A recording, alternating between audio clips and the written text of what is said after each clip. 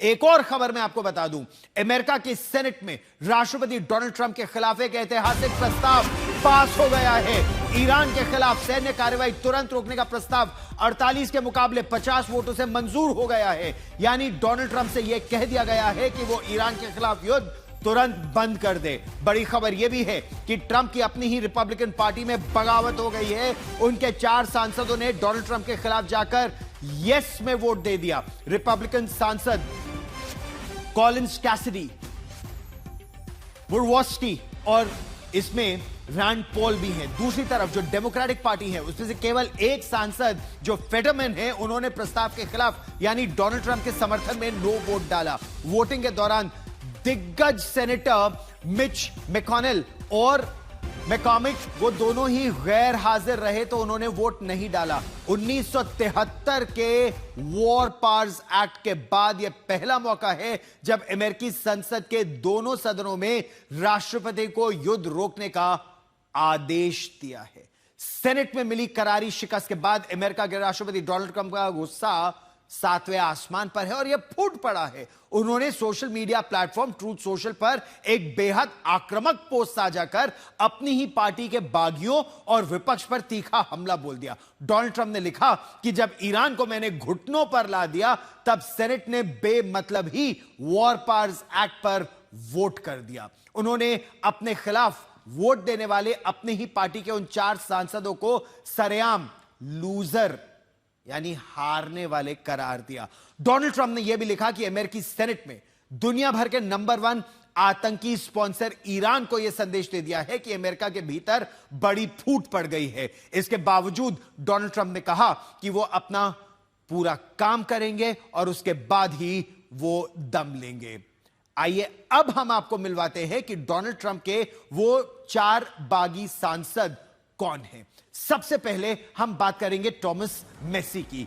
ये केंटकी से आने वाले हैं। मेसी दूसरे देशों में अमेरिका की दखलंदाजी के धुर विरोधी रहे हैं। ये लगातार थॉमस मेसी जो है ये विरोध करते रहे हैं कि अमेरिका को दखल नहीं देनी चाहिए। अमेरिका ने हाल में उन्हें हराने की पूरी कोशिश भी की थी ट्रंप ने, लेकिन मैसी अपनी सीट बचाने में न केवल कामयाब रहे, आज ट्रंप के वो सबसे मुखर आलोचक के रूप में आ गए हैं। फिर ब्रायन फिट्जपैट्रिक जवाबदेही पर पार्टी से हटकर उन्होंने भी फैसला किया है। ब्रायन फिट्जपैट्रिक ये पेंसिल्वेनिया के सांसद हैं। ये एफबीआई में रह चुके हैं, पूर्व एफबीआई स्पेशल एजेंट रह चुके हैं। ये मध्यम मार्गी विचारधारा है और ब्रायन अक्सर राष्ट्रीय सुरक्षा के मुद्दे पर, जवाबदेही के मुद्दे पर पार्टी लाइन से अलग जाकर काम भी करते हैं। अब हम बात करते हैं टॉम बेरेट की। टॉम बेरेट जवाबदेही पे अगेन पार्टी इस बड़े मुद्दे पर नए सांसद हैं। सीधा संवैधानिक स्टैंड उन्होंने लिया है। बेरेट का साफ कहना है कि राष्ट्रपति अकेले युद्ध की घोषणा नहीं कर सकते। 60 दिन बाद उन्हें संसद की मंजूरी लेना अनिवार्य है। यह अमेरिका का नियम है और आप नियम के खिलाफ नहीं जा सकते। अब बात करते हैं हम वॉरेन डेविडसन की। वॉरेन डेविडसन ने भी ओहायो के हैं ये, और इन्होंने वॉरेन डेविडसन ने क्या कहा, फ्रीडम कॉकस जो है उसके एक मजबूत स्तंभ है। सरकारी खर्च नियंत्रित होना चाहिए, अनियंत्रित फौजी ताकत राष्ट्रपति के पास नहीं होनी चाहिए, और ये संसद की शक्ति की आवाज हमेशा बुलंद करते हैं। इसीलिए ये जो बगावत आप देख रहे हैं या ये जो 4 सांसद हैं जिन्होंने खुलकर डोनाल्ड ट्रंप के खिलाफ वोट दिया, ऐतिहासिक एक कदम है, क्योंकि इसमें रिपब्लिकन पार्टी के दक्षिणपंथी भी है, लिबर्टेरियन भी है, मध्यम मार्गी भी हैं, और सभी गुटों ने संसद में एक साथ डोनाल्ड ट्रंप के खिलाफ वोट दिया। और इसी से अमेरिका के राष्ट्रपति डोनाल्ड ट्रंप बुरी तरह बौखला गए और इन्हें बैड रिपब्लिकन्स, इन चारों को कह रहे हैं कि ये बैड रिपब्लिकन्स है।